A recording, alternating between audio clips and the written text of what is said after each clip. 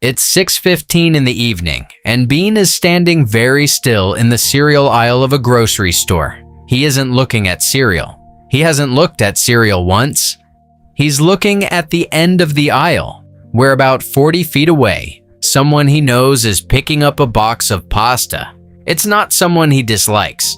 That's the part that's going to matter later. It's someone he genuinely likes, someone he's had good conversations with. Someone who, if you asked Bean directly, he would say he'd like to see more often.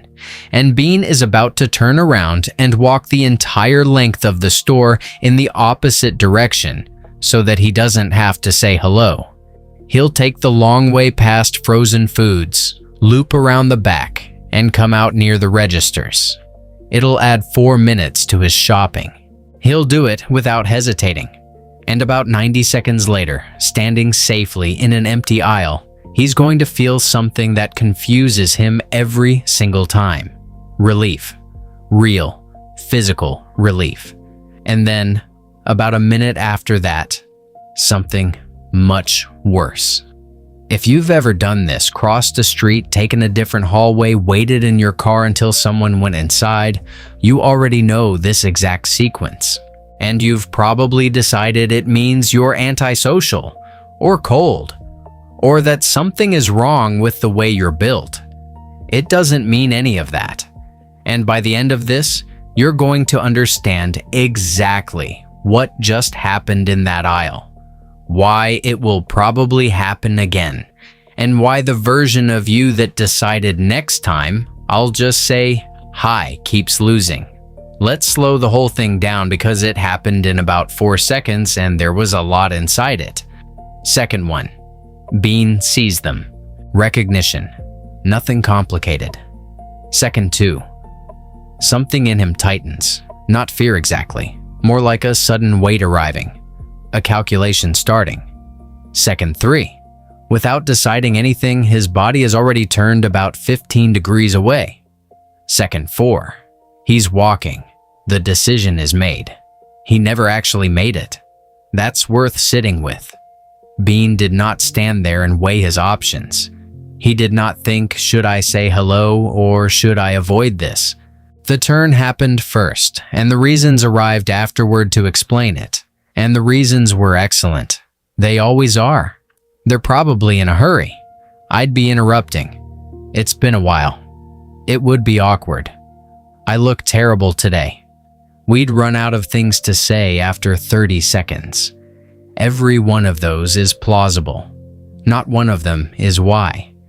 90 seconds later, Bean is standing in the empty aisle, and here comes the relief. It's not subtle. His shoulders drop. He exhales. Something that had been clenched lets go. And this is the single most important moment in the entire episode, so I want to be very clear about it. That relief is not a feeling. It's a reward. Something in him just learned something. It learned. That worked. It learned. When the tight feeling comes, turning away makes it stop. And it learned it immediately, which is exactly the condition under which learning is strongest. Bean didn't just avoid one conversation. He just trained himself a little to avoid the next one. And then, right on schedule, comes the second feeling. He's at the register now, and it lands. Not panic. Something duller and heavier. Why did I do that? I like them. There was no reason. What is wrong with me? So Bean walks out of the store having successfully avoided 10 seconds of mild discomfort and carrying about 3 hours of a much worse one. That trade makes no sense. He makes it constantly. So does almost everyone. So let's talk about why a system that's supposedly built to help him keeps making a trade that bad. There's a well-established principle in behavioral psychology. Behavior that removes something unpleasant tends to get repeated. It's usually called negative reinforcement, not punishment, but the opposite. Something uncomfortable goes away, and the action that made it go away gets strengthened. Notice what this means. Bean doesn't avoid because avoidance feels good. He avoids because the tightness stops, and the stopping is the reward. And here's why it's so hard to fight. The reward arrives in under 2 seconds. Compare that to the alternative. If Bean had said hello, the payoff, a nice moment, a small connection, feeling normal, would have arrived 30 seconds later, and it would have been mild, and it wasn't guaranteed. So on one side, instant, certain, powerful relief. On the other, delayed, uncertain, mild reward. That isn't a fair fight. It was never a fair fight. Bean losing it doesn't say anything about his character, but there's something else happening, and it's the part almost nobody notices until they're deep in it. Every avoidance makes the next one harder. Think about what Bean has now. Before the grocery store, seeing this person meant one thing, saying hello, simple. Now it means something else. Now there's a small unspoken thing sitting between them. Now if he sees them next week, part of him will wonder, did they see me? Do they know I saw them? The interaction just got more expensive, so next time, the tight feeling will arrive a little sooner and a little stronger. And turning away will feel a little more necessary. This is how something small becomes something large without any single dramatic moment. Nobody decides to withdraw from people. It happens 4 seconds at a time, in grocery aisles, and each time the reasons are excellent. And here's the cruelest part of the arithmetic. The thing Bean is protecting himself from, the awkwardness of a slightly stiff conversation, is manufactured almost entirely by the avoiding. The first hello would have been easy. It's the fifth one after 4 dodges that's actually hard. I want to clear something up because Bean has quietly believed the wrong explanation about himself for years. This isn't dislike. He likes them. That's established. It isn't shyness in the ordinary sense either, because Bean is fine on the phone with these same people, and fine in scheduled meetings, and fine when he's had time to prepare. Here's the actual pattern. What Bean avoids is the unscheduled version, the one he didn't see coming, the one with no script, because for him, a conversation isn't automatic. It's a task. He has to track what to say, how it's landing, what his face is doing, when to leave. Most people run that in the background without noticing. Bean runs it in the foreground, and it costs something. At 6:15 in the evening, after a full day, that account is empty. So the tightness in the aisle wasn't fear of the person. It was his system reporting accurately that it did not have the resources for an unplanned task right now. That's not a personality defect. That's a budget. In the car, Bean makes a promise. Next time, I'll just say hi. It's not a big deal. I'll just do it. He means it completely. And it will not work. It won't work because it's a resolution, not a plan. It requires him, in a moment of depleted resources and 2 seconds of warning, to override an instant reward using willpower alone. He is asking his 6:15 self to be braver than his 6:15 self can be. And when it fails, and it will fail, he won't conclude that the plan was bad.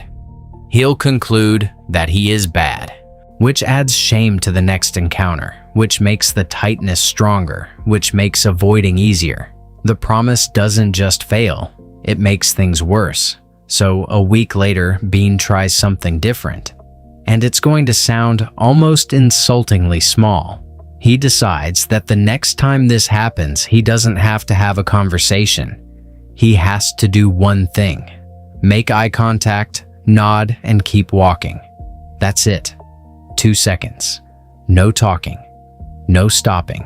He is explicitly allowed to keep moving, and he decides this in advance, sitting at home calmly when nothing is happening. Here's why that changes things. He didn't make himself braver. He made the task smaller. small enough to fit inside the 2 seconds and the empty budget he'll actually have in the moment. He stopped negotiating with a version of himself that doesn't exist. And he pre-decided, which means in the aisle, there's no decision to lose. There's just a thing he already chose. 10 days later, it happens. Different store, same person. Bean's chest tightens exactly as before. And he looks up and he nods and he keeps walking. It takes 2 seconds. It is not smooth. His nod is slightly too big. And that's it. That's the whole victory. He does not feel great afterward. I want to be honest about that. He feels a bit rattled, a bit self-conscious about the nod, and mildly annoyed that something so small took planning. But something did change, and it's quiet. Nothing bad happened. No awkward silence. No running out of things to say. He didn't have to perform. The catastrophe he'd been buying insurance against for years didn't show up because there wasn't one. And there's no small, heavy feeling in the car afterward. That's the actual difference, not triumph. Just the absence of the thing that usually follows him home. The tightness will still come next time. It came the time after that too. What changed is that it stopped automatically deciding. If you've taken the long way around, or waited in your car, or turned down an aisle you didn't need, you're not cold, and you're not antisocial, and you don't dislike the people you're avoiding. You probably like them. That's usually what makes it hurt. You turned away because turning away worked instantly, and your system is very good at learning what works. So don't promise to be braver next time. That promise has failed you before and it wasn't your fault. Make it smaller instead. Decide now, while nothing is happening, on the smallest thing you could survive doing. A nod, 2 seconds, permission to keep walking. Not to fix anything, just so the tightness isn't the one deciding. Bean gets home and puts the groceries away. He doesn't think about it much. There's nothing to replay, and nothing to explain, and no small heavy thing following him from room to room. The next time he sees them, it'll probably still be hard, but it'll be the ordinary kind of hard. The kind that's just a moment and then it's over.